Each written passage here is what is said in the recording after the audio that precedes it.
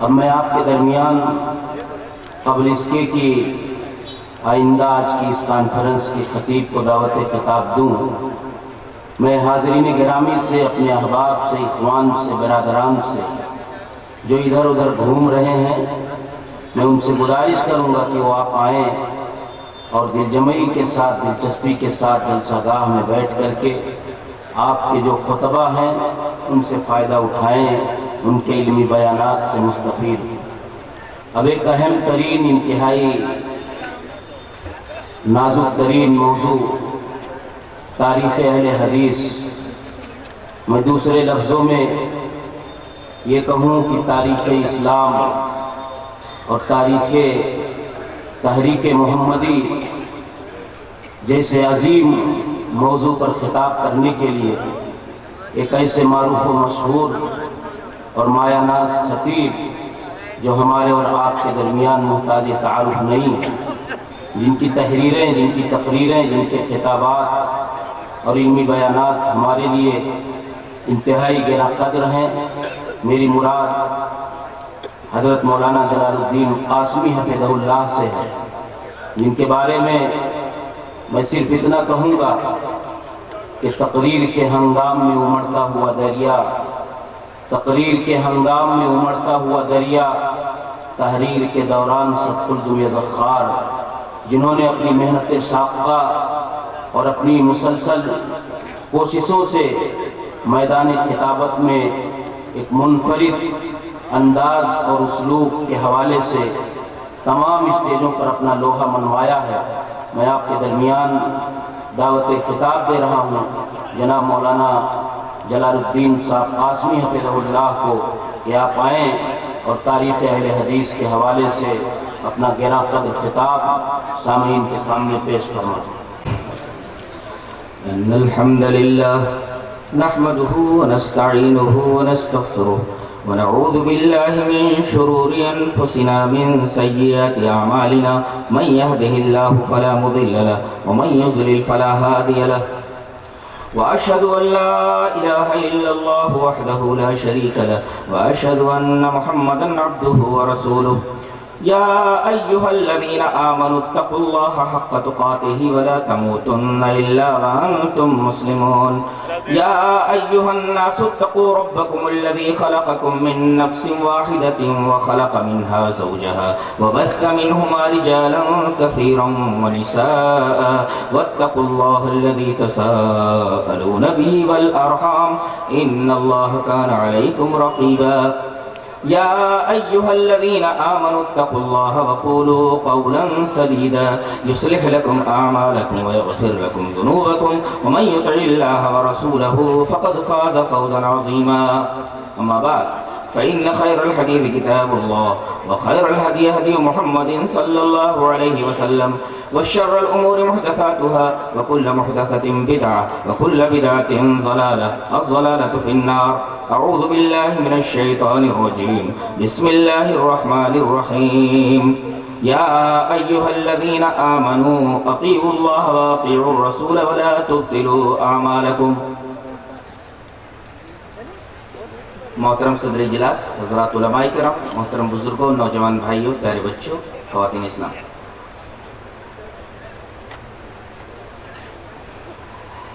موضوع تاریخ سے متعلق ہے اور آپ کو معلوم ہے کہ تاریخ ایک خشک موضوع ہے، تاہم کوشش یہ کروں گا کہ اس خشک موضوع کو تر بنا کر کے آپ کے سامنے پیش کروں۔ موضوع ہے تاریخ اہل حدیث۔ اس سے پہلے کہ میں اپنے موضوع پر آؤں، بطور توطیہ اور تمہید ایک شبہے کا ازالہ کر دوں۔ ہمیں وہابی اور نجدی کہا جاتا ہے،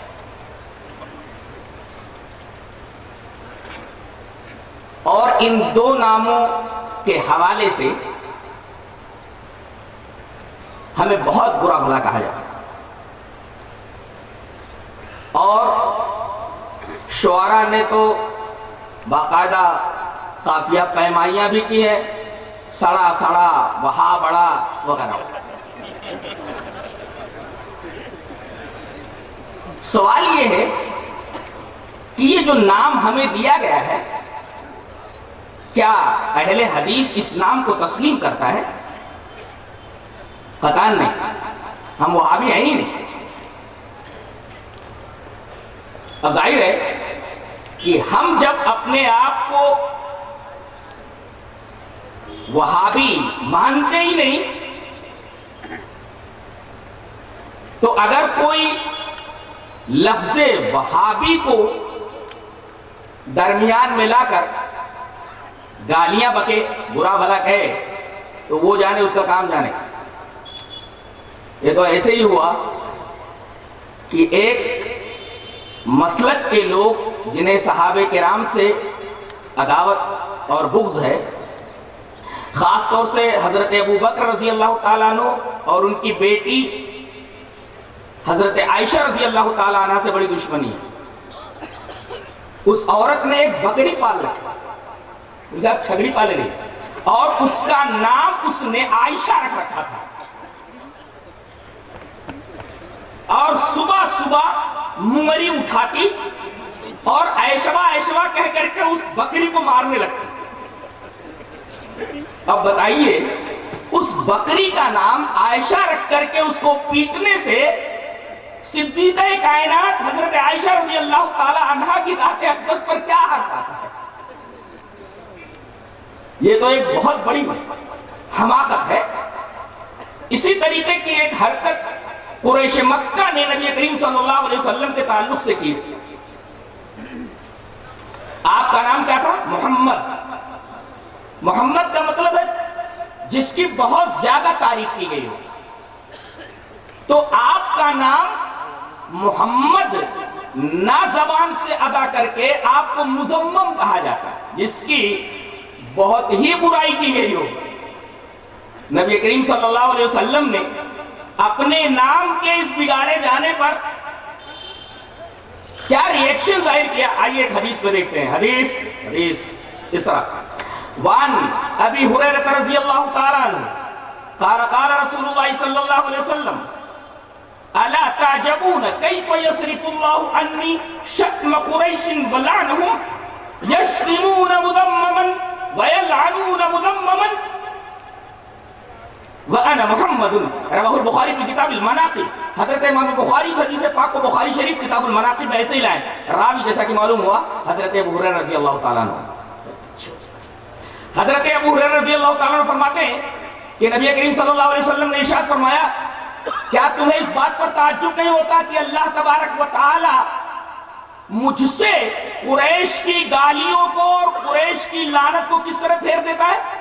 وہ لوگ مذمم کو برا بھلا کہتے ہیں، وہ مذمم کو گالی دیتے ہیں، وہ مذمم کے اوپر لعنت بھیجتے ہیں، لیکن میرا نام تو مذمم نہیں ہے، وَأَنَا مُحَمَّدٌ، میرا نام تو محمد ہے۔ یہ نبی کریم صلی اللہ علیہ وسلم کا ریئیکشن تھا ان کے اس ایکشن کے اوپر کہ نبی کریم صلی اللہ علیہ وسلم کو محمد کہنے کی وجہ مذمم بولتے تھے، تو نبی کریم صلی اللہ علیہ وسلم یہ بولتے تھے یہ تو میرا نام نہیں ہے۔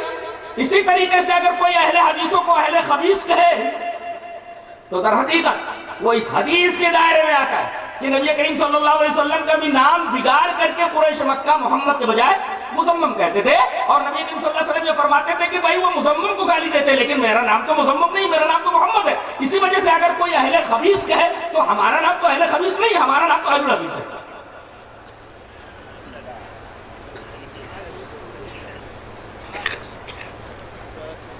تو یہ بات سمجھ میں آئی کہ ہم لوگ وہابی نہیں ہیں اور نہ نجدی ہیں۔ کیوں؟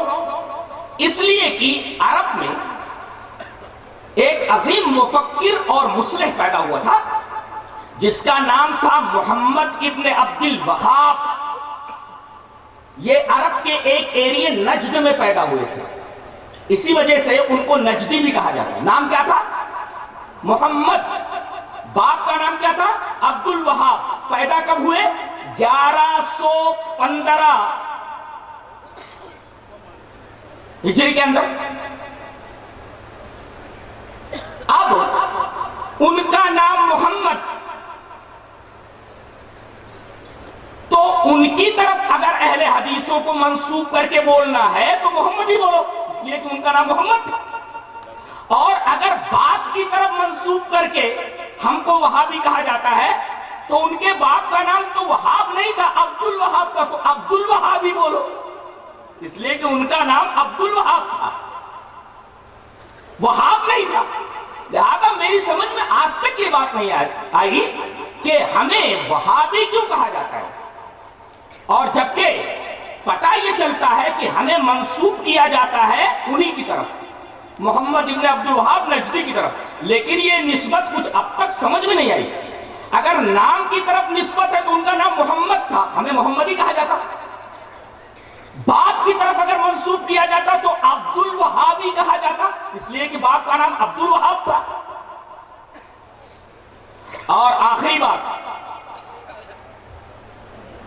یہ حنبلی المسلک تھے، اور آپ کو معلوم ہے کہ اہل حدیث کسی شخصیت کی طرف اپنے آپ کو منسوب نہیں کرتا، اپنے آپ کو وہ حنفی نہیں کہتا، اپنے آپ کو وہ مالکی نہیں کہتا، اپنے آپ کو وہ شافعی نہیں کہتا، اپنے آپ کو وہ حنبلی نہیں کہتا، یہ حنبلی المسلک تھے۔ انہوں نے اپنی نسبت مشہور امام احمد بن حنبل کی طرف کر رکھا تھا، اور آپ کو معلوم ہے کہ اہل حدیث اپنی نسبت کسی شخصیت کی طرف نہیں کرتا سوائے اللہ اور اس کے رسول کے۔ لہذا کس بنا پر ہمیں وہابی کہا جاتا ہے، آج تک میری سمجھ میں یہ بات نہیں آئی۔ اچھا، اس آدمی سے انہیں دشمنی کیوں ہوئی ہمارے بھائیوں کو؟ اصل میں اس بیچارے سے ایک بہت بڑا گناہ ہو گیا تھا۔ گناہ کیا ہو گیا تھا؟ اس نے نبی کریم صلی اللہ علیہ وسلم کی ایک حدیث کے اوپر عمل کر لیا تھا، یہ بہت بڑا گناہ تھا اس کا۔ کس حدیث کے اوپر عمل کر لیا تھا؟ اس سے پہلے کہ میں وہ حدیث آپ کے سامنے پیش کروں، میں یہ بتا دوں کہ ایک زمانہ ایسا تھا کہ سعودی عرب کے اندر قبروں کو پختہ بنا لیا گیا تھا، اور پکی قبریں بنا بنا کر کے لوگ ان قبروں سے استمداد کرتے تھے، قبر والوں کو مشکل کشائی کے لیے پکارتے تھے، ان سے استمداد کرتے تھے، مدد مانگتے تھے۔ حضرت محمد ابن عبد الوہاب نجدی نے حکومت کی مدد سے ان تمام پکی قبروں کو اکھاڑ دیا اور انہیں زمین کے برابر کر دیا۔ انہوں نے کون سا گناہ کیا؟ انہوں نے جو یہ عمل کیا در حقیقت نبی کریم صلی اللہ علیہ وسلم کی ایک حدیث کی روشنی میں کیا، اور اگر حدیث پر عمل کرنا گناہ ہے تو یہ گناہ ان سے ہوا ہے۔ وہ کون سی حدیث ہے؟ حدیث اس طرح، وان ابی الحیاج الاسدی قال قال علی رضی اللہ تعالی عنہ الا ابعثک الا ما بعثنی علیہ رسول اللہ صلی اللہ علیہ وسلم اللہ تدع تمثالا الا تمسته ولا قبرا مشرفا الا سویته، رواہ مسلم فی کتاب الجنائز۔ حضرت امام مسلم رحمہ اللہ اس پوری حدیث کو ایسے ہی مسلم کتاب الجنائز کے اندر لائے۔ راوی حضرت ابو حیاج اسدی ہے۔ حضرت ابو حیاج اسدی سے روایت ہے، وہ کہتے ہیں کہ نبی کریم صلی اللہ علیہ وسلم کے داماد محترم حضرت علی رضی اللہ تعالیٰ عنہ نے مجھ سے کہا کہ ابو حیاج، کیا میں تجھے ایسی مہم کے اوپر نہ بھیج دوں جس مہم کے اوپر خود جناب محمد رسول اللہ صلی اللہ علیہ وسلم نے مجھے بھیجا تھا؟ ابو حیاج نے کہا کہ اے نبی کے داماد محترم، جس مہم پر نبی نے آپ کو بھیجا تھا، اگر آپ مجھے بھیجنا چاہتے ہیں تو یہ میرے لیے سعادت کی بات ہے۔ وہ مہم کون سی تھی جس مہم پر نبی نے آپ کو بھیجا تھا؟ تو حضرت علی رضی اللہ تعالیٰ عنہ نے فرمایا کہ میرے نبی نے، جناب محمد رسول اللہ صلی اللہ علیہ وسلم نے مجھے ایک مہم کے اوپر بھیجا تھا کہ جو اسٹیچو نظر آئے اسے تو برابر کر دے، اسے مٹا دے، اور کوئی بھی ابھری قبر نظر آئے تو اس ابھری قبر کو برابر کر دے۔ وَلَا قَبْرًا مُشْرِفًا إِلَّا سَوَّيْتَ، کوئی بھی ابھری قبر نظر آئے تو اس کو برابر کر دے۔ اگر محمد ابن عبد الوہاب نجدی نے اگر پکی قبروں کو توڑ کر کے انہیں برابر کر دیا تو یہ تو نبی کریم صلی اللہ علیہ وسلم کی ایک حدیث کے اوپر عمل کرنا ہوا۔ اگر اس وجہ سے لوگ محمد ابن عبد الوہاب نجدی کو برا کہتے ہیں تو وہ اپنے ایمان کی خیر منائے، اس لیے کہ بات کہاں پہنچ رہی ہے؟ یہ بات نبی کریم صلی اللہ علیہ وسلم تک پہنچ رہی ہے کہ وہ کام آپ نے اپنے داماد محترم سے کروایا جو کام حضرت محمد ابن عبد الوہاب نجدی نے کیا۔ ثابت کیا ہوا کہ ہم وہابی نہیں ہیں۔ کیوں ہمیں وہابی کہا جاتا ہے؟ آج تک یہ بات میری سمجھ نہیں ہے۔ اور نہ ہم نجدی ہیں، اس لیے کہ جب ہم کسی شخصیت کی طرف اپنے آپ کو منسوب کرتے ہی نہیں ہیں تو وہابی کہنا ہم کو اور نجدی کہنا چھ معنی دار کیا مطلب رکھتا ہے؟ دوسری بات، ہمارے بارے میں کہا جاتا ہے کہ یہ انگریزوں کی اولاد ہے۔ انگریزوں کے زمانے سے پہلے ان کا وجود تھا ہی نہیں، بلکہ انہوں نے اپنا یہ نام انگریزوں سے بنوایا ہے۔ اس سے پہلے اہل حدیثوں کا وجود ہی نہیں تھا۔ یہ نام اہل الحدیث یہ انگریزوں کا دیا ہوا ہے۔ آئیے ذرا پس منظر میں چلتے ہیں۔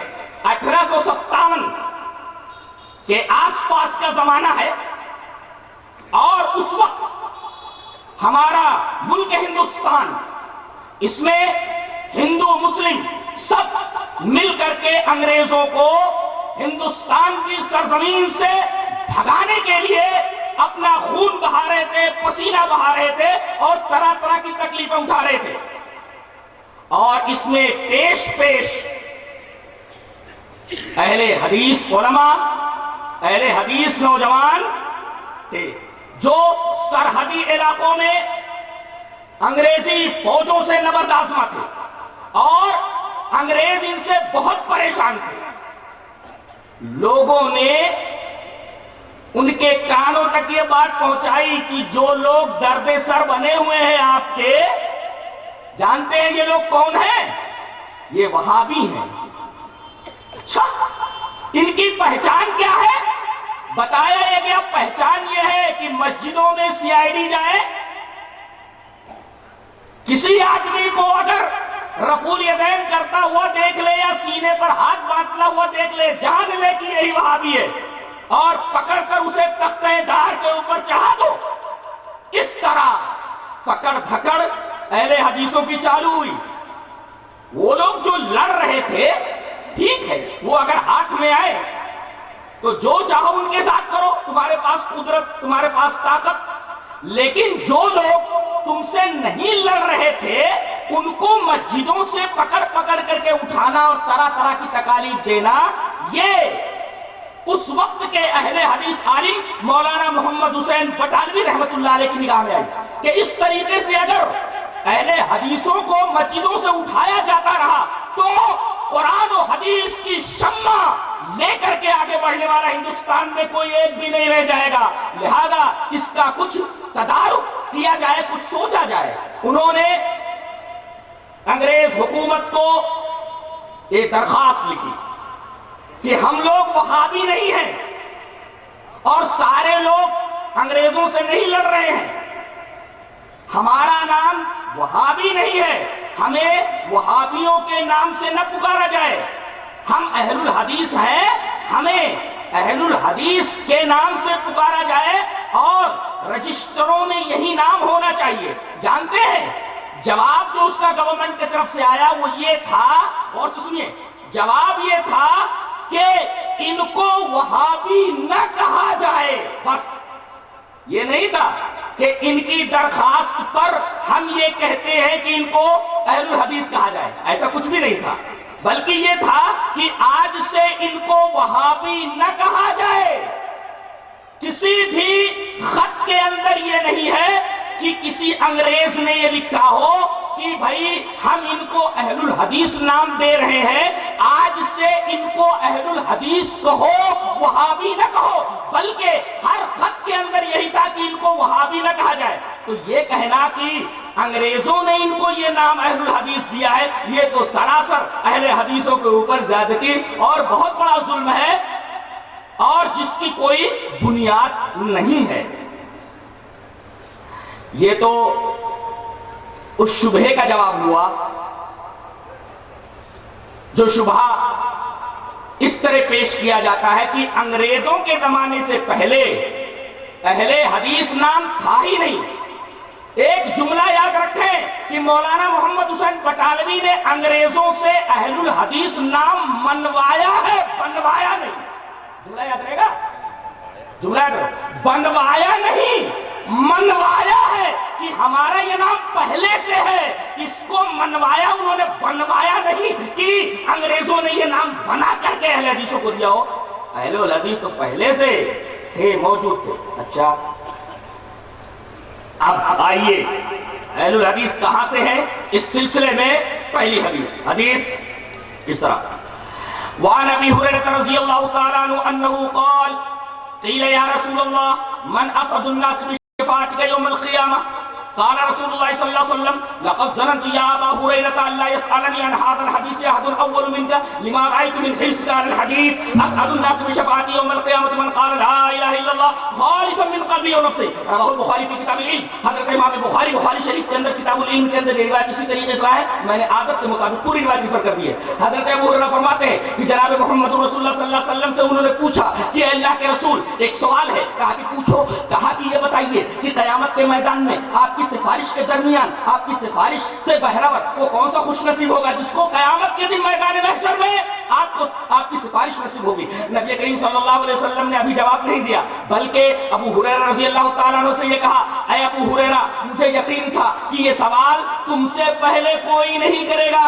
تم ہی یہ سوال کرو گے۔ کیوں؟ لما رأیت من حرصک علی الحدیث، اس لیے کہ تم حدیث کے بہت زیادہ حریص ہو، حدیث سے تمہیں بہت دلچسپی ہے۔ میں ایک بات بولنا چاہتا ہوں، نبی کریم صلی اللہ علیہ وسلم کی زبان مبارک سے لفظ حدیث الحدیث نکلا، لما رأیتک من حرصک علی الحدیث، حدیث کے اوپر تم بہت زیادہ حریص ہو، تمہیں حدیث سے بہت زیادہ دلچسپی ہے۔ یہ دیکھیے لفظ الحدیث موجود ہے، اور حضرت ابو ہریرہ کی آپ نے تعریف کیوں کی؟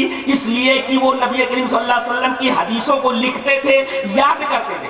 اچھا، حدیث کا لفظ اس حدیث کے اندر مل گیا۔ اب میں آپ سے پوچھوں، قانون موجود ہو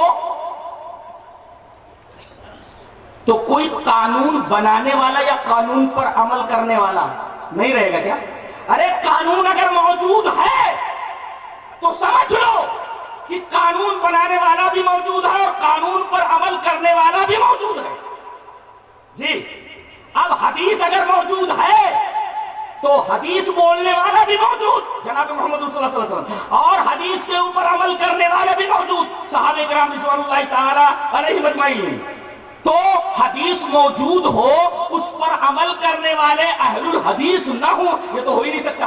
ہاں، ایک سوال آپ کر سکتے ہیں کہ جب حدیث موجود تھی، اہل الحدیث بھی موجود تھے، تو یہ نام صحابہ کرام نے اپنا کیوں نہیں رکھ لیا، ظاہر کیوں نہیں کر دیا؟ جواب بالکل سمپل ہے کہ اس وقت صحابہ کرام کے مقابلے میں یہ مسلمان تھے اور مقابلے میں صرف کافر تھے، اور کوئی تھا ہی نہیں، ایک ماننے والا ایک نہ ماننے والا۔ لہذا اس وقت صحابہ کرام نے اپنے آپ کو صرف مسلم کہا، اس لیے کہ اپوزٹ میں صرف ایک ہی فرقہ تھا، ایک ہی گروہ تھا، وہ تھا انکار کرنے والوں۔ ماننے والوں کو مسلم کہا گیا، اور مقابلے میں جو گروہ تھا انکار کرنے والا قریش مکہ کا، ان کو کافر کہا گیا۔ اس وجہ سے انہوں نے اپنا نام مسلم ہی رکھا۔ لیکن جیسے بات آگے بڑھی اور لوگوں نے نص کے مقابلے میں، قرآن و حدیث کے مقابلے میں رائے کے اوپر عمل کرنا شروع کر دیا، یہ فلاں شخصیت کی رائے ہے، یہ فلاں امام کی رائے ہے، یہ فلاں مفکر کی فکر ہے، یہ فلاں قانون دا کا قانون ہے۔ جب لوگوں نے وحی الہی کے مقابلے میں رائے ظاہر کرنی شروع کی تو اب ان مسلمانوں نے جنہوں نے اپنا نام صرف مسلم رکھ رکھا تھا صاف کہہ دیا کہ ہم اصحاب الحدیث ہے، تم اصحاب الرائے ہو۔ کیا ایسا ہوا تھا؟ جی ہاں، رائے کا لفظ ہے کیا حدیث میں؟ رائے کا لفظ ہے حدیث میں کہ کچھ لوگ رائے کے اوپر عمل کرنے لگے تھے۔ جی ہاں، دلیل یہ حدیث پاک وعن علی رضی اللہ تعالیٰ عنہ قال لو كان الدين بالرأي لكان اسفل الخف اولى بالمسح من اعلى وقد رايت رسول الله صلى الله عليه وسلم يمسح على ظاهر الخفين رواه ابو داؤد في کتاب الطہارہ۔ حضرت امام ابی داؤد اس حدیث پاک کو ایسے کتاب الطہارہ کے اندر لائے، راوی نبی کریم صلی اللہ علیہ وسلم کے داماد محترم حضرت علی رضی اللہ عنہ۔ غور سے دیکھیں، حضرت علی فرماتے ہیں کہ اگر دین کی بنیاد رائے کے اوپر ہوتی، لو کان الدین بالرائے، اگر دیکھنا ہو یہ حدیث ابو داؤد شریف کھول کر کے دیکھو کتاب الطہارہ کے اندر یہ روایت مل جائے گی۔ حضرت علی فرماتے ہیں کہ اگر دین کی بنیاد رائے کے اوپر ہوتی، عقل کے اوپر ہوتی، تو موزے پر مسح نیچے سے ہوتا، اوپر سے نہیں۔ اگر کسی نے وضو بنا کر کے وضو کر کے موزہ پہن لیا تو اگر گاؤں میں ہے تو ایک دن ایک رات موزے کے اوپر مسح کرے اوپر سے، اور اگر مسافر ہے تو 3 دن 3 رات، لیکن شرط یہ ہے کہ وضو کر کے اس نے موزہ پہنا۔ جی، تو اگر مقیم ہے تو 1 دن 1 رات، اور اگر مسافر ہے تو 3 دن 3 رات وہ موزے کے اوپر مسح کرے گا۔ سوال یہ ہے کہ عقل تو یہ کہتی ہے، رائے تو یہ کہتی ہے کہ گندگی یہاں لگی ہے نیچے تو یہاں مسح ہونا چاہیے، لیکن حضرت علی فرماتے کہ نبی کریم صلی اللہ علیہ وسلم کو میں نے دیکھا کہ آپ موزے پر اوپر سے مسح کر رہے ہیں، گندگی کہیں لگ رہی ہے اور مسح کہیں کروایا جا رہا ہے۔ پتہ یہ چلا کہ کچھ لوگ وحی الہی میں نص کی موجودگی میں اپنی رائے داخل کرنے لگے تھے۔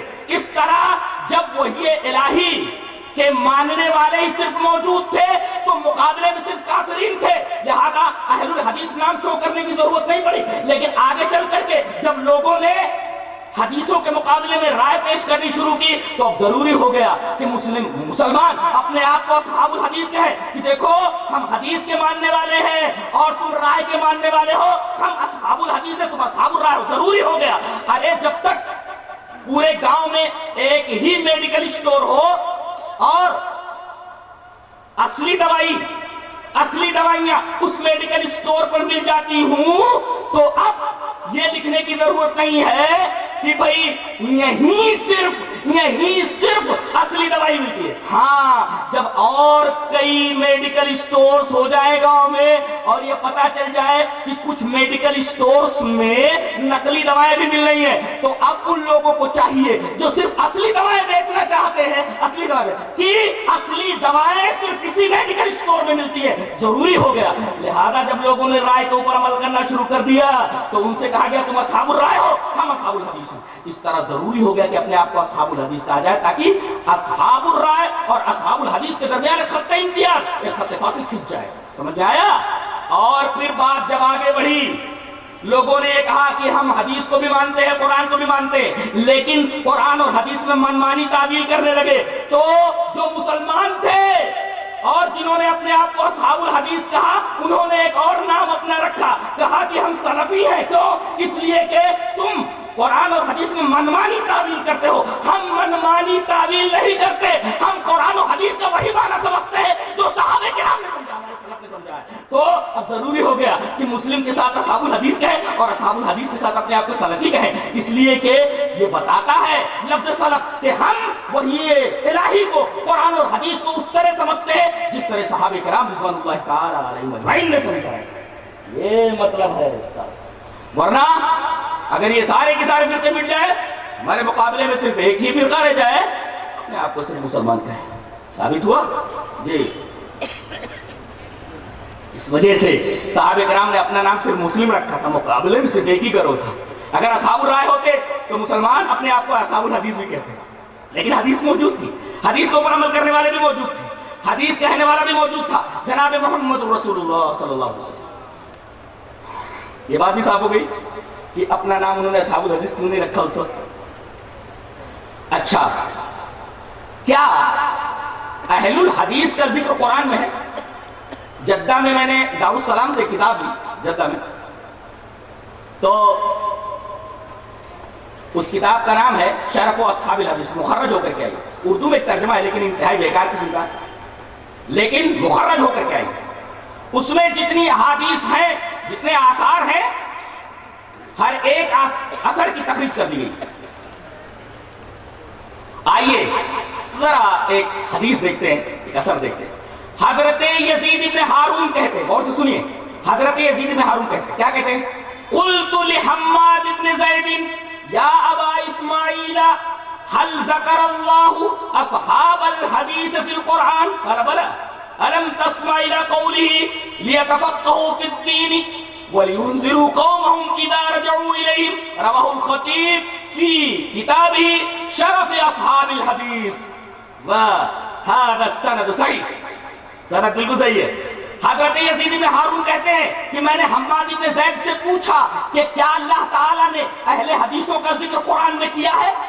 اللہ اہل حدیثوں کا ذکر قرآن میں کیا ہے؟ تو حماد بن زید نے کہا بلا کیوں نہیں، ارے اللہ تعالیٰ نے قرآن میں اہل حدیثوں کا ذکر کیا ہے۔ کہا کس آیت کے اندر؟ کہا کہ سورہ توبہ کی اس آیت کے اندر جو 11ویں پارے میں ہے، اللہ نے فرمایا لیتفقهوا فی الدین ولینذروا قومهم اذا رجعوا، وہ دین کی فقہ حاصل کرتے ہیں اور جب لوٹتے ہیں تو اپنی قوم کو انذار کرتے ہیں۔ گویا سورہ توبہ کی اس آیت سے حماد بن زید نے استدلال کیا کہ اللہ تبارک و تعالیٰ نے اہل الحدیث کا ذکر قرآن حکیم میں کیا ہے۔ اچھا کہیں اور بھی ہے؟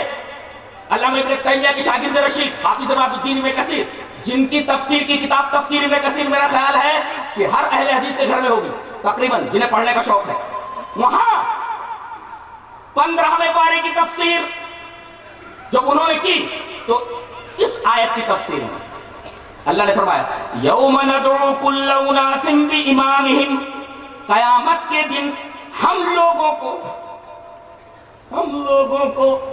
قیامت کے دن ہم لوگوں کو ان کے امام کے ساتھ بلائیں گے۔ لیڈر آگے آگے اور مقتدی پیچھے پیچھے، نہ جہنم میں کوئی تنہا جائے گا نہ جنت میں کوئی تنہا جائے گا، لیڈر آگے آگے ہوگا، پیچھے مقتدی لوگ ہوں گے۔ ہاں چاہے برے لیڈر ہوں چاہے اچھے لیڈر ہوں، سب ایک ساتھ جائیں گے۔ زمارہ کا لفظ ہے، جنت جائیں گے تو زمارہ، جہنم میں جائیں گے تو زمارہ ہمارے گروہ کی شکل میں۔ اب یہ جا رہے ہیں جنت میں لوگ، اب امام کون آگے؟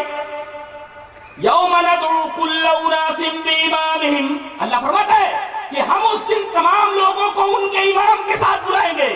جنہوں نے فرعون کو اپنا امام مانا، فرعون ان کا امام، جنہوں نے حامان کو اپنا امام مانا، حامان کا امام، کسی نے کسی نیتا کو اپنا امام مانا، وہ نیتا ان کا امام، اسی طریقے سے کسی شخصیت کو کسی نے امام مانا، وہ شخصیت ان کی امام، اور کسی نے کسی امام کو اپنا امام مانا تو امام آگے آگے اور پیچھے یہ لوگ۔ اور اس آیت کریمہ کی تفسیر میں حافظ عبد الدین ابن کثیر لکھتے ہیں فقال بعض السلف، بعض سلف یہ کہتے ہیں هذا اکبر شرف لاصحاب الحدیث لان امامهم النبی صلی اللہ علیہ وسلم۔ اس آیت کریمہ میں اہل الحدیث کی فضیلت بیان کی گئی ہے، اس لیے کہ قیامت کے دن ان کا امام کائنات جناب محمد رسول اللہ صلی اللہ علیہ وسلم۔ یہ کتنے خوش نصیب ہیں آپ لوگ، جب بڑا امام موجود ہے تو کسی اور امام کے پیچھے جانے کی کیا ضرورت ہے؟ بتایا انہوں نے کہ بعض سلف نے یہ کہا کہ اس آیت کریمہ میں اہل الحدیث کی فضیلت بیان کی گئی ہے، ھذا اکبر شرف لاصحاب الحدیث، اس میں اہل حدیثوں کی فضیلت بیان کی گئی ہے، اس لیے کہ قیامت کے دن ان کے امام لأن امامہم النبی صلی اللہ علیہ وسلم، اس لیے کہ اس دن نبی کریم صلی اللہ علیہ وسلم ان کے امام ہوں گے۔ آگے آگے نبی جا رہے ہیں، پیچھے آپ کی اتباع کرنے والے جا رہے ہیں۔ خوش ہو جاؤ۔ ان دو آیتوں سے معلوم ہوا کہ اہل الحدیث کا ذکر قرآن میں بھی ہے۔ جی اب حدیثوں کی طرف آتے ہیں، آ جائیے۔ پہلے حدیث ترمذی کے دیکھتے ہیں، جسے امام ترمذی رحمۃ اللہ علیہ کتاب الفتن میں لائے۔ حدیث اس طرح وعن معاویہ بن قرۃ عن ابیہ قال قال رسول اللہ صلی اللہ علیہ وسلم اذا فسد اہل الشام فلا خیر لكم لا تزال طائفة من امتی منصورین لا يضرهم من خذلهم حتى تقوم الساعة قال محمد بن اسماعیل قال علی بن المدینی هم اصحاب الحدیث رواہ الترمذی فی کتاب الفتن۔ ترمذی شریف کھولیے کتاب الفتن، اس کے اندر یہ پوری کی پوری روایت دیکھیے جسے امام ترمذی کتاب الفتن کے اندر لائے۔ معاویہ بن قرۃ اپنے باپ سے روایت کرتے ہیں، وہ کہتے ہیں کہ نبی کریم صلی اللہ علیہ وسلم نے ارشاد فرمایا کہ جب شام والے خراب ہو جائے تو تمہارے لیے کوئی خیر کی بات نہیں ہے، اور ایک بات یاد رکھو، میری امت کا ایک گروہ برابر حق کے اوپر رہے گا اور اللہ کی طرف سے اس کی مدد ہوتی رہے گی۔ غور فرمائیے، مدد ہوتی رہے گی یہاں تک کہ کوئی بھی نقصان پہنچانے والا، ان کو رسوا کرنے والا اپنے مقصد میں کامیاب نہیں ہوگا، ان کو کوئی تکلیف نہیں پہنچا سکتا، ان کو رسوا نہیں کر سکتا قیامت تک، قیامت تک۔ اب یہ حدیث پیش کی گئی اور کہا گیا ایک گروہ ہوگا۔ اب یہ گروہ کون سا ہوگا؟ امام ترمذی رحمۃ اللہ علیہ اپنے استاد امام بخاری رحمۃ اللہ علیہ کا قول نقل کرتے ہیں، اور امام بخاری رحمۃ اللہ علیہ اپنے استاد مشہور محدث، مشہور ناقد حدیث علی ابن مدینی کا قول نقل کرتے ہیں۔ قال محمد بن اسماعیل، حضرت محمد بن اسماعیل بخاری فرماتے ہیں کہ میرے استاد علی ابن مدینی نے فرمایا کہ یہاں اس گروہ سے مراد اصحاب الحدیث ہے۔ قال محمد بن اسماعیل قال علی ابن مدینی هم اصحاب الحدیث۔ اس حدیث پاک میں جو گروہ ہے جو قیامت تک رہے گا اس سے مراد اہل الحدیث ہے۔ جی یہ حدیث رہی، پہلی حدیث رہی۔ اچھا اب دوسری حدیث دیکھتے ہیں۔ حدیث اس طرح وعن عمران بن حسین رضی اللہ تعالی عنہ قال قال رسول اللہ صلی اللہ علیہ وسلم لا تزال طائفة من امتی يقاتلون على الحق لا يزرهم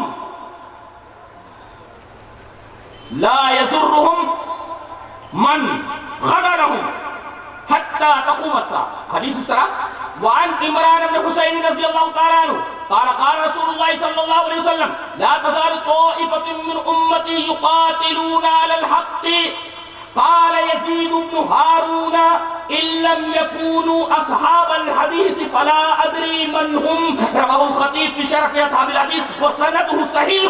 اس کی سند صحیح ہے۔ حضرت عمران بن حسین فرماتے ہیں کہ نبی کریم صلی اللہ علیہ وسلم نے ارشاد فرمایا کہ میری امت کا ایک گروہ ایسا رہے گا جو حق کی مخالفت کرنے والوں سے لڑتا رہے گا، جو بھی ناحق پر رہیں گے ان سے لڑتا رہے گا حتی تقوم الساعہ، یہاں تک کہ قیامت آ جائے۔ وہ گروہ کون سا ہوگا؟ قول پیش کر رہے قال یزید بن ہارون، یزید بن ہارون کہتے ہیں ان لم یکونوا اصحاب الحدیث فلا ادری من هم، اس طائفہ اس گروہ سے مراد اگر اہل الحدیث نہیں ہے تو میں نہیں جانتا کون ہے، فلا ادری من هم، میں نہیں جانتا کہ کون ہے۔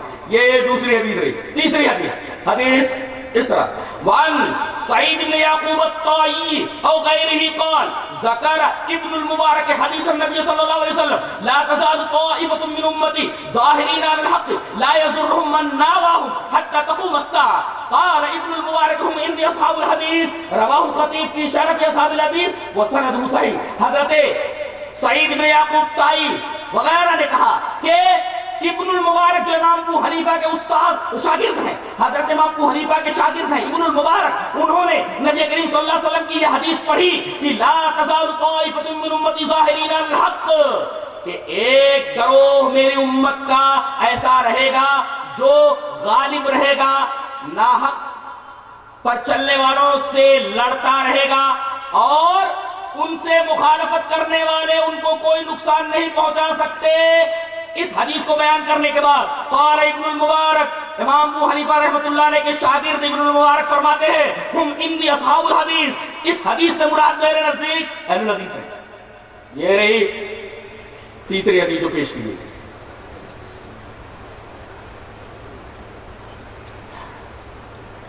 قرآن حکیم کی دو آیتوں سے استدلال اصحاب الحدیث کے شرف کے اوپر پیش کیا گیا، اور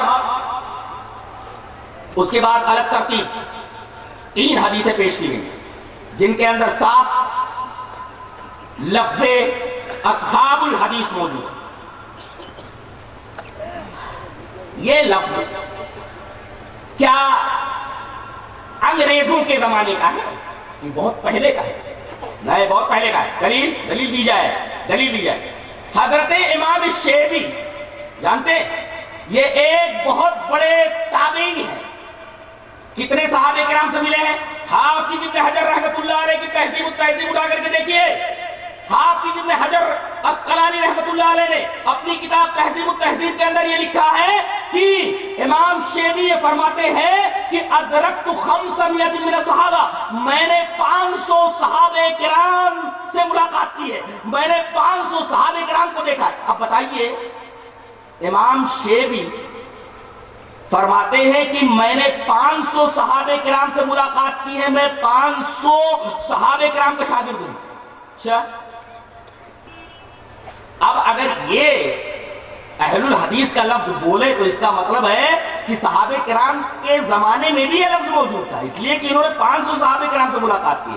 اب حضرت امام شیبی کا قول جسے امام حاکم نے ترجمہ شیبی کے اندر پیش کیا ہے اور تذکرۃ الحفاظ میں حافظ ذہبی نے اس کو نقل کیا ہے، عبارت اس طرح: وعن الشیبی قال كره الصالحون الأولون الإكثار من الحديث ولم استقبلت من أمري ما استدبرت ما حدثت إلا بما أجمع عليه أهل الحديث. قال الحاكم في ترجمة الشيبي في تذكرة الحفاظ. حضرت امام حاکم رحمۃ اللہ علیہ شیبی کی سوال حیات میں ان کی بایوگرافی کے اندر اس کو بیان کرتے ہیں تذکرۃ الحفاظ کے اندر. امام شیبی فرماتے ہیں کہ پہلے کے نیک لوگوں نے الٹی پلٹی حدیثیں کثرت سے بیان کرنے سے منع کیا ہے، اور اگر وہ بات جو مجھے بعد میں معلوم ہوئی پہلے سے معلوم ہو جاتی تو میں وہی حدیثیں بیان کرتا جو اہل الحدیث بیان کرتے ہیں، جس پر اہل الحدیث کا اجماع ہے. بتائیے یہ آدمی تقریباً 500 صحابہ کرام سے مل رہا ہے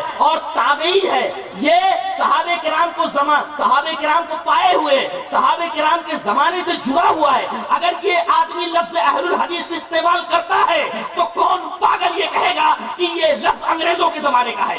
یہ لفظ تو تابعین کے زمانے میں، یہ لفظ صحابہ کرام کے زمانے میں موجود تھا، جیسا کہ تذکرۃ الحفاظ کے اندر امام شیبی کے اس قول سے بھی گزارا. اس کا مطلب یہ ہوا کہ یہ لفظ پہلے ہی سے موجود تھا. امام شیبی اگر یہ بات کہیں تو اس کا مطلب تابعین کے زمانے میں بھی یہ لفظ موجود تھا اہل الحدیث کا، اور صحابہ کرام جن میں سے 500 سے تو انہوں نے ملاقات کی ہے ان کے درمیان بھی یہ لفظ موجود تھا. اتنی بات اگر سمجھ میں آ گئی تب ہم آگے بڑھتے ہیں. ایک سوال یہ کرتے ہیں کہ ارے 200 سال پہلے کی کوئی مسجد اہل حدیث ہو تو بتاؤ. تمہاری کوئی مسجد ہی نہیں 200 سال پہلے. یعنی کہنا یہ چاہتے ہیں کہ امام جب دنیا میں آئے اس کے بعد سے مسجدیں جو بنی ہیں ساری کی ساری مقلدین کی مسجدیں بنی ہیں. اہل الحدیث کی مسجدیں بہت بعد میں بنائی گئی ہیں، جس سے یہ پتا چلتا ہے کہ یہ بالکل نیا فرقہ ہے، پہلے سے اس کا وجود تھا ہی نہیں، ورنہ ان کی مسجدیں بھی پہلے سے ہوتی. تو ہم یہ پوچھ رہے ہیں اچھا یہ بتاؤ تمہارے امام صاحب امام ابو حنیفہ رحمۃ اللہ علیہ ان کی سن پیدائش کیا ہے؟ سن 80 نا. اچھا، اور سن 80 میں پیدا ہوتے ہیں اور اس کے بعد حضرت امام شافعی رحمۃ اللہ علیہ سن 150 ہجری کے اندر پیدا ہوتے ہیں. یعنی جس سن میں حضرت امام ابو حنیفہ کا انتقال ہوتا ہے اسی سال امام شافعی پیدا ہوتے ہیں.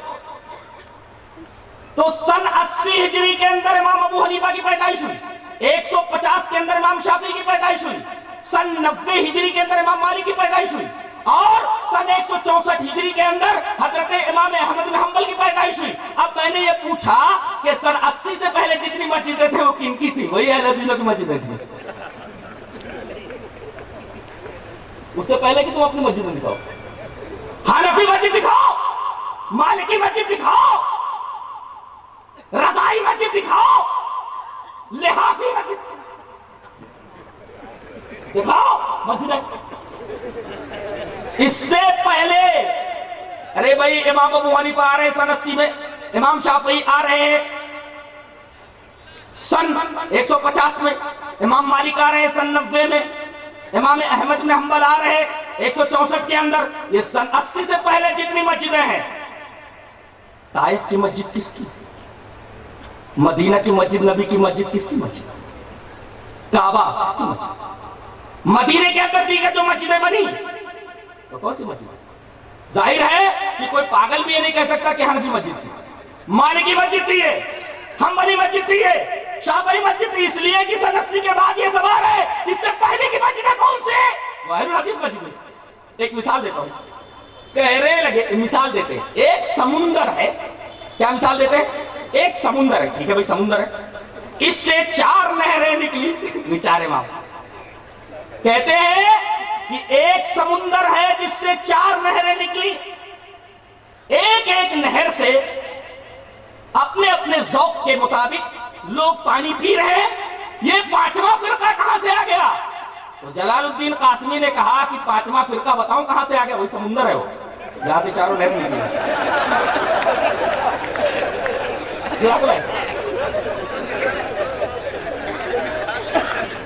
لوگ کیسی الٹی پلٹی مثالیں دیتے ہیں. ایک سمندر ہے جس سے 4 نہریں نکلی. 4 نہروں سے مراد یہ 4 امام. تو یہ 5واں فرقہ اہل حدیث کہاں سے آیا؟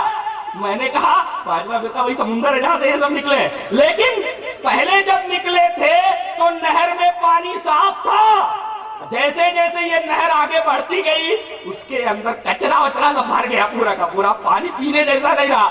لوگوں کو چاہیے کہ اگر خالص پانی پینا ہے تو اصل جہاں سے یہ نکلی تھی 4 نہریں اصل پانی کی طرف, اصل ماں کی طرف, سمندر کی طرف رجوع کرو. اور تمام ائمہ کرام نے یہی کہا کہ ہم نے جہاں سے بات لی وہیں سے لو. جناب محمد رسول اللہ صلی اللہ علیہ وسلم کی بارگاہ سے یہ ساری چیزیں لو. اب جی چاہتا وہ حدیث پڑھ دوں تاکہ مزہ آ جائے. حدیث اس طرح وعن ابی ہریرہ رضی اللہ تعالی عنہ قال قال رسول اللہ صلی اللہ علیہ وسلم انی قد ترکت فیکم شیئین لن تضلوا بعدهما کتاب اللہ وسنتی ولن يتفرقا حتى يرد علی الحوض. رواه الحاکم فی المستدرک فی کتاب العلم. حضرت امام حاکم رحمہ اللہ اس حدیث پاک کو ایسے ہی مستدرک حاکم میں کتاب العلم کے اندر لایا. راوی حضرت ابو ہریرہ ہے. حضرت ابو ہریرہ فرماتے ہیں کہ نبی کریم صلی اللہ علیہ وسلم نے ارشاد فرمایا کہ میں نے تمہارے درمیان 2 چیزیں چھوڑ دی. یہی نہر ہے, یہی الہی کی. قرآن بھی اترا اللہ کی طرف سے, حدیث بھی اتری. یہ وہ سمندر ہے, یہ وہ سمندر ہے. بعد میں نہریں نکل دی گئی. ٹھیک ہے بھائی, تھوڑی دور چلی یہ نہریں, پانی صاف تھا. لیکن جیسے جیسے یہ نہریں آگے بڑھتی گئی پانی گدلا ہوتا گیا. اب جن کو یہ گندا پانی پینا ہو وہی پیو. ہم کو یہ کچرے والا پانی نہیں پینا ہے. ہم کو بیمار نہیں ہونا ہے. ایک بیماری بدن کی بیماری ہوتی ہے, روح کو بیماری لگ جائے تو, ایمان کو بیماری لگ جائے تو. ہمیں ان نہروں کا پانی نہیں پینا ہے, اس لیے کہ جس نہر کا پانی خراب ہو گیا ہو اس کے اندر کیٹانو, اس کے اندر جراثیم, نقصان دہ, مضر للصحت, صحت کے لیے مضر, پورے بدن کو تباہ کر دینے والے. جب آدمی گندا پانی پینے کے لیے راضی نہیں ہوتا, بسلری مانگتا ہے, دین کے بارے میں گندا پانی پینے کے لیے تو تیار ہو جاتے ہو. شرم نہیں آتی تم کو؟ حیا نہیں آتی؟ حیا نہیں آتی؟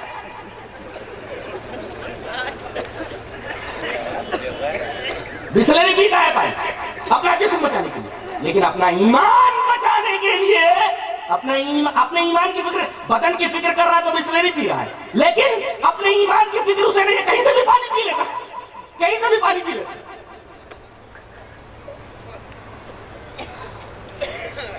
کہتے ہیں سارے راستے صحیح ہیں. ارے بھی سارے راستے کیسے صحیح ہیں جی؟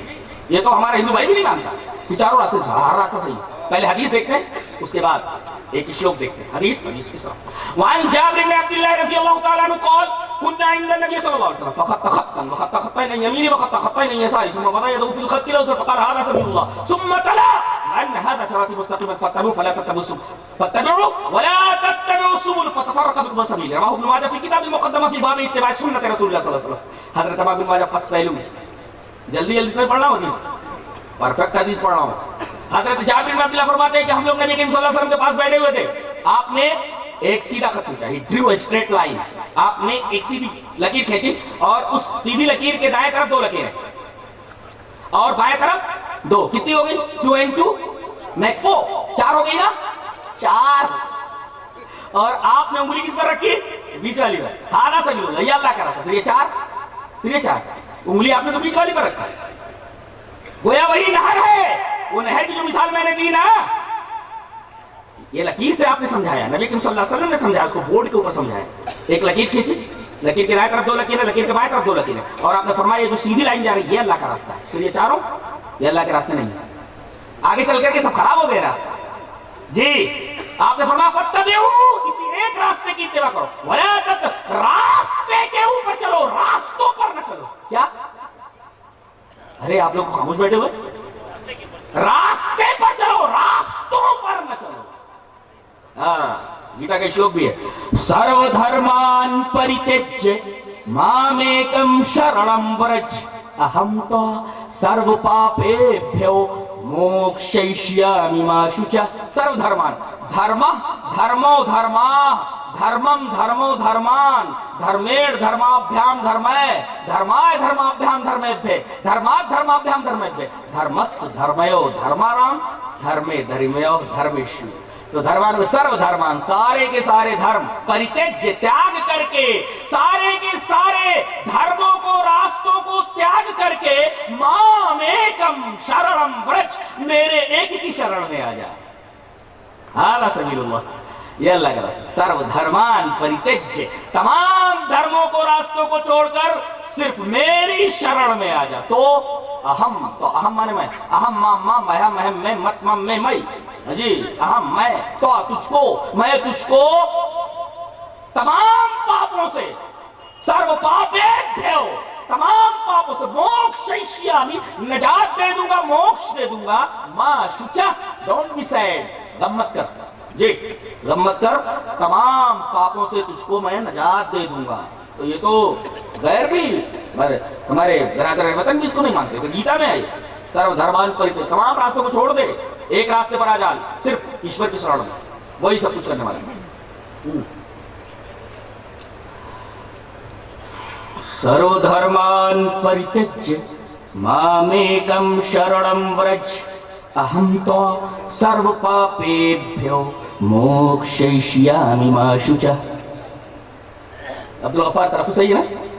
ये वो भाई डिप्लोमा कर रहे हैं वो संस्कृत से, तो जी, तो रास्ता सिर्फ एक, रास्ता सिर्फ एक, हादा सबीलुल्लाह, एक ही रास्ता है जो बारगाह रिसालत से शुरू होता है और जन्नत के दरवाजे पर खत्म होता है। दैट इज कॉल्ड सिरात मुस्तकीम, इहदिना सिरातल मुस्तकीम। न इस रास्ते से कोई रास्ता निकलता है, न इस रास्ते में कोई रास्ता आकर मिलता है। ये रास्ता ऐलान है, तन्हा है, सीधा बारगाह रिसालत से निकलता है, जन्नत के दरवाजे पर पहुंचकर खत्म हो जाता है। बात समझ में आई जी? ये बात रही चारों रास्तों की। अब आगे बढ़ते हैं। पीराने पीर, पीराने पीर, पीरे पीरा, पीराने पीर शेख अब्दुल कादिर जिलानी रहमतुल्लाह अलैह कब पैदा हुए मालूम है? तो नियाज कर रहे खाली, कब पैदा हुए, कब इंतकाल करके, उनको क्या लेना देना है, तो क्या लेना देना है? और मौलवी भी क्या तकरीर करता मालूम है? चावल हलाल या हराम? हलाल। शक्कर हलाल या हराम? हलाल। पानी हलाल या हराम? हलाल। आग का इस्तेमाल करना हलाल या हराम? बोले हलाल। कहा कि सारी चीजें मुफरदन अगर हलाल है, इसको अगर मिला करके 11वीं शरीफ की शीरीनी बना ली जाए तो वहां भी कहता हराम है। अरे भैया, ये सारी चीजें हलाल थी, हुर्मत बाहर से आई है। माल किसी का था, किसी और का कह दिया आपने, हराम नहीं हो गया? माल किसका? अल्लाह का। किसको कह दिया गया? किसका? दूसरे को कह दिया गया, इसका। वमा उहिल्ल लिगैरिल्लाहि बिही, इसी का नाम है गैरुल्लाह की तरफ किसी चीज को मंसूख कर देना। चोरी नहीं है भाई। आप कहें कि ये माल इसका नहीं, इसका है, गलत है, गलत है, तो इनको न्याय से लेना देना। अब हम बताते हैं हजरत पैदा कब हुए। असल में ईरान का एक शहर है कब्रिस्तान। तहकीक कौन करता मालूम है? अहलुल हदीस। एक कदम भी रखता है तो देखता है कि कुरान की आयत इस सिलसिले में क्या कहती है और नबी करीम सल्लल्लाहु अलैहि वसल्लम की हदीस क्या कहती है। इसी का नाम तहकीक है। अंधे बहरे होकर के कोई बात नहीं मानता है अहलुल हदीस। तहकीक जो लैब में प्रूव हो जाए वो साइंस, और जो बारगाह नबवी से प्रूव हो जाए वो अहले हदीस है। बारगाह नबवी से प्रूव होना वो भी एक लैब है, वो रूहानी लैब है। साइंसदान किसी चीज को नहीं मानता जब तक उसकी लेबोरेटरी के अंदर वो बात सही ना हो जाए, प्रूव ना हो जाए। वैसे हम भी कोई बात नहीं मानते जब तक कि बारगाह नबवी से کریکشن نہ اس کا آ جائے. یہ ہے اہل الحدیث, سمجھ گئے؟ لم یخروا علیہ ثم عمیانا. اللہ کے رحمان کے بندوں کا جہاں تذکرہ کیا گیا بتا دیا گیا, اندھے بہرے ہو کر کسی بات پر نہیں گرتے, تحقیق کرتے. کہاں پیدا ہوئے یہ؟ ایران کا ایک شہر ہے تبرستان, اس کا ایک ضلع ہے جیلان. اس جیلان ضلع کے ایک گاؤں نائف کے اندر پیدا ہوا. شیریں کھانے والا بتا سکتا ہے؟ نائف نام بھی نہ معلوم ہے کس گاؤں میں پیدا ہوا. جیلان جیلان بولتے, وہ جیلان ضلع کا نام ہے. گاؤں کا نام کیا ہے؟ نائف. نون علی زبرنا حمزہ فیضی عریف, نائف. تو ایران کے ایک شہر تبرستان کے ایک ضلع جیلان کے ایک گاؤں نائف میں پیدا ہوئے. کون سی ہجری میں؟ سن 470 ہجری میں پیدا ہوئے. انتقال 561. تو میں نے تاریخ بھی بتا دی پیدائش کی اور تاریخ وفات بھی بیان کر دی. قبر کہاں بنی آپ کی؟ بغداد میں. بغداد میں آپ کی قبر میں انتقال ہوا. حضرت کی بہت ساری کتابیں, 2 کتابیں تو مشہور ہیں, میری نگاہ سے گزر چکے ہیں. فتوح الغیب بہت پیاری کتاب ہے, اور غنیۃ الطالبین. غنیۃ الطالبین کے صفحہ نمبر 80 کو کھول لو. پیران پیر یہ فرماتے ہیں وَعْلَمْ أَنَّ لِأَهْلِ الْبِدْعَةِ عَلَامَاتٍ يُعْرَفُونَ بِهَا فَعَلَامَةُ أَهْلِ الْبِدْعَةِ الْوَقِيعَةُ فِي أَهْلِ الْأَثَرِ. صفحہ نمبر 80 پر غنیۃ الطالبین کے پیران پیر رحمت اللہ علیہ شیخ عبد القادر جیلانی رحمت اللہ علیہ لکھتے ہیں کہ جان لے کہ بدعتی لوگوں کی کچھ پہچان ہے, علامت ہے جس سے یہ لوگ پہچان لیے جاتے ہیں. علامات یعرفون بہا, یہ بدعتی لوگ کچھ علامتوں کی وجہ سے پہچان لیے جاتے ہیں. پہلی پہچان کون سی ہے؟ ایک دم سری, فعلامت اہل البدعۃ, ان بدعتیوں کی سب سے بڑی پہچان یہ ہے الوقیۃ فی اہل الاثر, اہل حدیثوں کو برا بھلا بہت بولتے ہیں. ان کے عقیدے میں, ان کے عمل کے اندر کیڑے نکالتے ہیں. رفع الغین کہہ دو, کر دو تو کہتے ہیں کنجھڑوا ہے. اور اگر یہ نماز میں زور سے آمین کہے آمین تو کہتے ہیں تھامو زمین. اس طریقے سے یہ مذاق اڑاتے ہیں جس کو کہتے ہیں کیڑے نکالنا. اور شاعر نے بالکل صحیح کہا کہ وہ نور بن کے زمانے میں پھیل جائے گا, وہ نور بن کے زمانے میں پھیل جائے گا, تم آفتاب میں کیڑے نکالتے رہنا. وہ نور بن کے زمانے میں پھیل جائے گا, تم آفتاب میں کیڑے نکالتے رہنا. تو بدعتیوں کی ایک مثال یہ ہے کہ اہل الحدیث کے عقیدے اور عمل کے اندر کیڑے نکالتے رہتے ہیں. ان کو کافر کہتے ہیں, ان کو برا بھلا بولتے ہیں, ان کو صراط مستقیم سے ہٹا ہوا کہتے ہیں, ان کو گمراہ اگر جہنمی کہتے ہیں. در حقیقت پیران پیر نے ان کے بارے میں فیصلہ کر دیا ہے کہ ان بدعتیوں کی ایک پہچان یہ ہے کہ اہل الحدیث کو گالی دیتے. یہ اگر گالی دیتے ہوئے نظر آئے, اچھا یہ اہل الاثر کون ہے؟ بتایا گیا آگے صفحہ نمبر 85 کے اوپر, 80 کے بعد 85 کے اوپر لکھتے ہیں وَمَا إِسْمَ لَهُمْ إِلَّا أَصْحَابُ الْحَدِيثِ. یہ جو اہل الاثر ہیں جن کے بارے میں یہ دنیا بھر کی باتیں کرتے ہیں, ان کا صرف ایک ہی نام ہے وَمَا إِسْمَ لَهُمْ إِلَّا أَصْحَابُ الْحَدِيثِ. ان کا نام اہل الحدیث ہے. تو اہل اثر کہہ لو یا اہل الحدیث کہہ لو, تو پیران پیر نے کہہ دیا کہ اہل الاثر بھی ہے اور اہل الحدیث بھی ہے. ان کے اندر کیڑے نکالنا در حقیقت بدعتی ہونے کی پہچان ہے.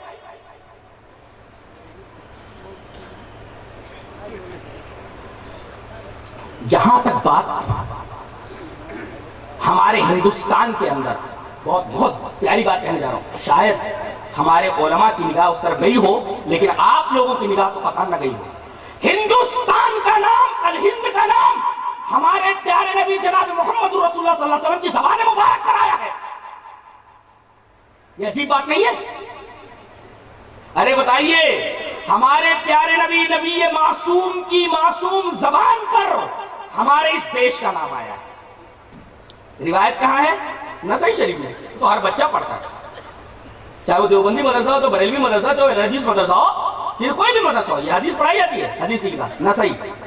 آئیے وہ حدیث پڑھ لیتے ہیں. زبان نبوی سے ہمارے اس دیش کا نام نکلا ہے. اتنی بڑی بات. حدیث اس طرح وان ثوبان رضی اللہ تعالیٰ عنہ.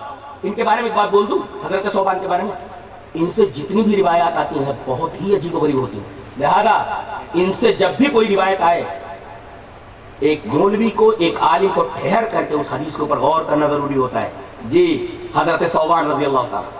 اب حدیث دیکھیے, وان ثوبان, حدیث اس طرح, وان ثوبان رضی اللہ تعالیٰ عنہ قال قال رسول اللہ صلی اللہ علیہ وسلم اصابتان من امتی احرزہم اللہ من النار اصابت تغزو الہند و اصابت تکون مع عیسی ابن مریم. رواہ النسائی فی کتاب الجہاد. حضرت امام نسائی شریف کتاب الجہاد کے اندر روایت لائے, اور نبی کریم صلی اللہ علیہ وسلم کے بہت پیارے صحابی اور بہت ہی عالم صحابی حضرت ثوبان رضی اللہ تعالیٰ فرماتے ہیں. حضرت ثوبان فرماتے ہیں کہ نبی کریم صلی اللہ علیہ وسلم نے ارشاد فرمایا کہ میری امت کے دو گروہ, اور فرمائیے اصابتان من امتی, یہ حدیث لے کر کے جاؤ نسائی شریف کی, کہ میری امت کی دو جماعتیں, میری امت کے دو لشکر ایسے ہوں گے, دو جماعتیں ایسی ہوں گی کہ اللہ ان کو جہنم کی آگ سے نجات دے دے گا. ایک جماعت وہ جو ہندوستان آئے گی, اللہ تغزو الہند, ہندوستان آئے گی. زبان نبوی سے علامہ البانی نے اس کو سلسلۃ الاحادیث صحیحہ کے اندر ذکر کیا ہے. اس وقت کلام بھی نہیں ہے, حدیث صحیح ہے. سلسلۃ الاحادیث صحیحہ کے اندر علامہ البانی لائے. آپ یہ نہیں کہہ سکتے یہ حدیث ادھر ادھر کی ہے. یہ اٹھائیے سلسلۃ الاحادیث صحیحہ للالبانی.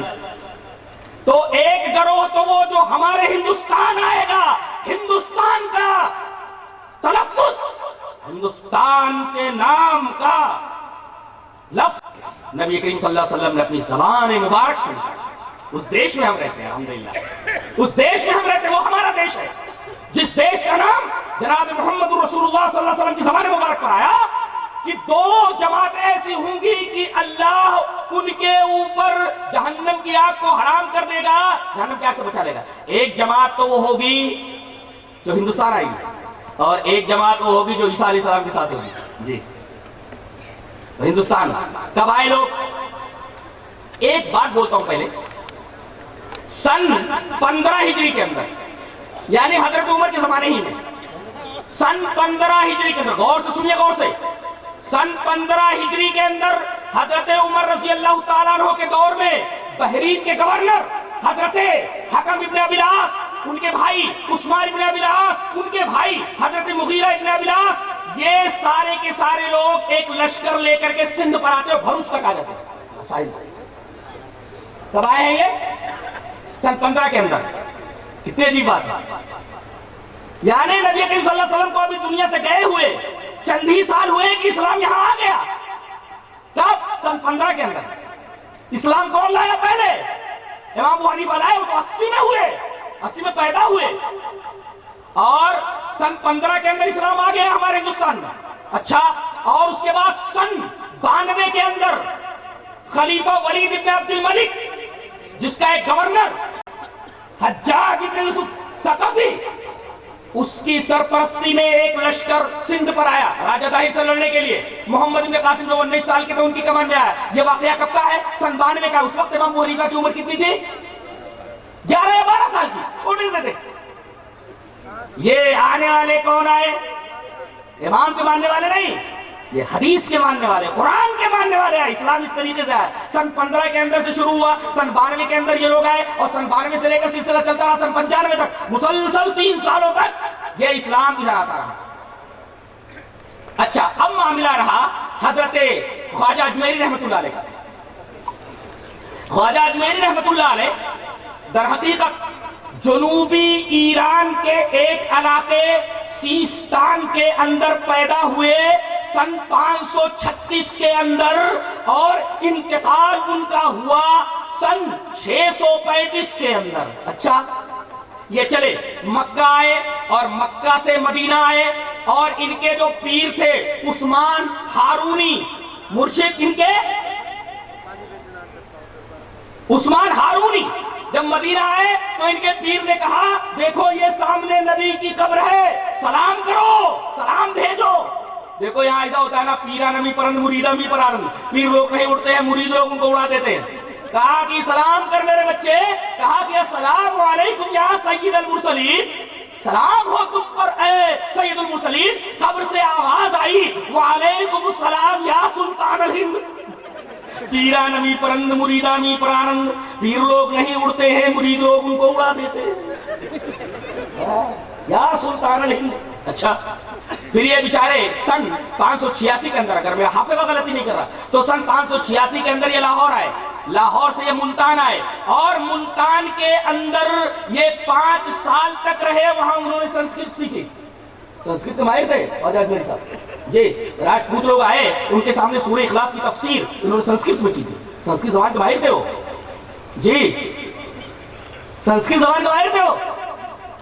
اور زبان جہاں تک معاملہ ہے قبر سے جواب آنے کا بالکل صحیح نہیں ہے، اس لیے کہ بات حدیث کے خلاف ہے. حدیث اس طرح وعن ابی ہریرہ رضی اللہ تعالی عنہ قال قال رسول اللہ صلی اللہ علیہ وسلم انا سید ولد آدم یوم القیامہ واول من ينشق عنه القبر واول شافع واول مشفع. رواه مسلم فی کتاب الفضائل. حضرت امام مسلم رحمہ اللہ اس حدیث پاک کو ایسے کتاب الفضائل کے اندر لائے. حضرت ابو ہریرہ فرماتے ہیں کہ جناب محمد رسول اللہ صلی اللہ علیہ وسلم نے ارشاد فرمایا کہ میں قیامت کے دن تمام اولاد آدم کا سردار، اور سب سے پہلے میری قبر پھٹے گی.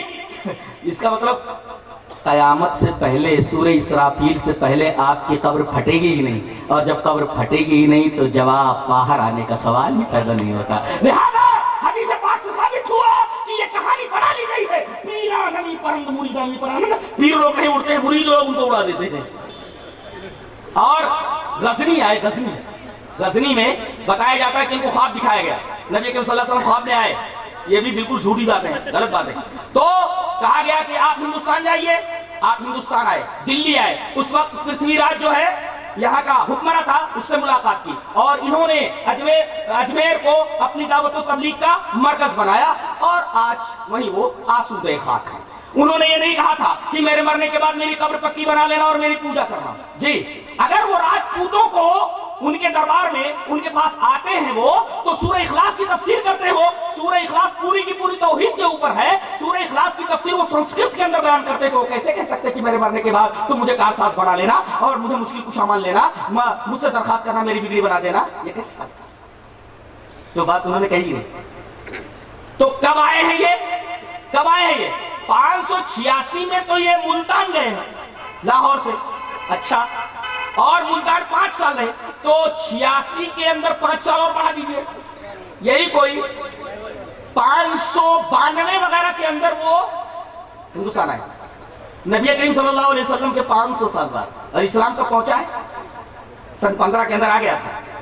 صحابی آ گئے تھے، اور یہی نہیں بلکہ محمد بن قاسم آ گئے تھے سن 92 کے اندر جی، اور 3 سال تک ادھر ہی رہے. اور ایک واقعہ بیان کر کے میں بات کو ختم کروں گا. آپ حافظ عماد الدین ابن کثیر کی البدایہ والنہایہ پڑھیے، اور ابھی میرے عزیز عبدالغفار نے اس کو ویکیپیڈیا سے نکالا، جو کہ مستند انسائکلوپیڈیا ہے، اس کے اندر نکالا. تو اس کے اندر یہ لکھا ہوا ہے کہ معجزہ شق القمر، نظر ابن حارث آیا، عاص ابن وائل سہمی آیا، ابو جہل آیا، اور کہا کہ اے محمد اگر تم کہتے صلی اللہ علیہ وسلم اگر تم کہتے ہو کہ تم نبی ہو تو یہ چاند 14ویں کا چمک رہا ہے، اس کو 2 ٹکڑے کر کے بتاؤ. نبی کریم صلی اللہ علیہ وسلم نے اپنی انگشت مبارک چاند کی طرف اٹھائی، چاند 2 ٹکڑے ہو کر کے، ایک ٹکڑا جبل ابو قبیس پر، ایک ٹکڑا جبل قیقان کے اوپر ٹھہر گیا. اس کے بعد بھی ایمان نہیں لائے.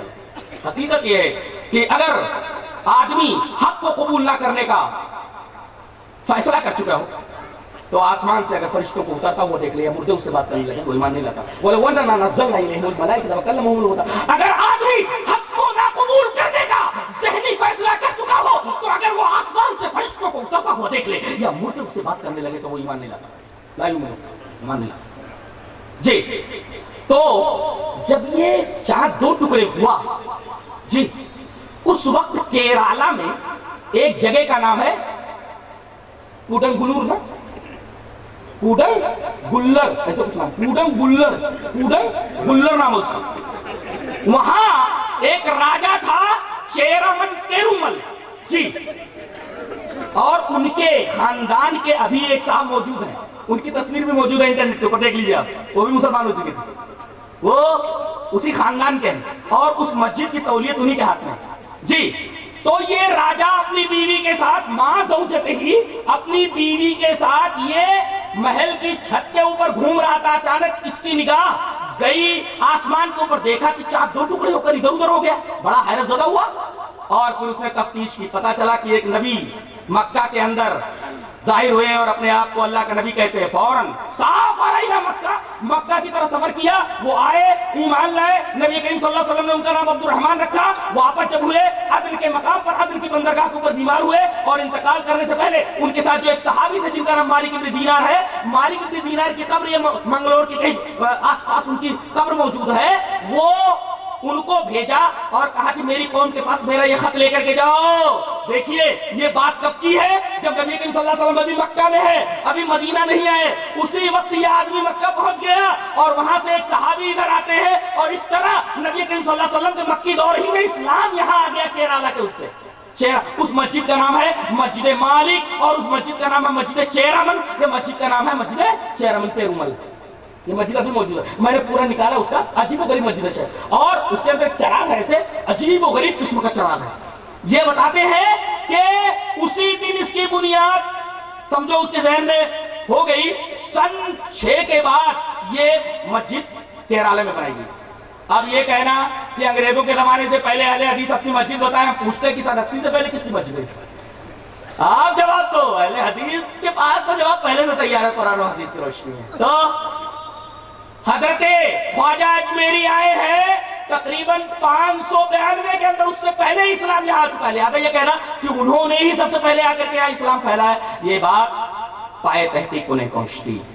بتایا چلا کہ سب سے پہلے کتاب و سنت کی شعاع، کتاب و سنت کی روشنی یہاں آئی ہے. اللہ تبارک و تعالیٰ ہمیں اس بات کی توفیق دے کہ ہم مسلک اہل حدیث کو سمجھیں اور قرآن و حدیث کے اصولوں کے اوپر چل کر کے ہم اپنی آخرت بنائیں. اور جب تک زندہ رہے اللہ تبارک و تعالیٰ ہمیں ایمان اور اسلام کے اوپر زندہ رکھے، اور اسی مسلک کے اوپر زندہ رکھے، قرآن و حدیث کے مسلک پر زندہ رکھے. موت دے تو اس مسلک کے اوپر، قرآن و حدیث کے اوپر خاتمہ بالخیر کرے اور آخرت میں نبی کریم صلی اللہ علیہ وسلم کی سفارش کے دائرے میں لائے اور جنت الفردوس کرے. وآخر دعوانا ان الحمد للہ رب العالمین.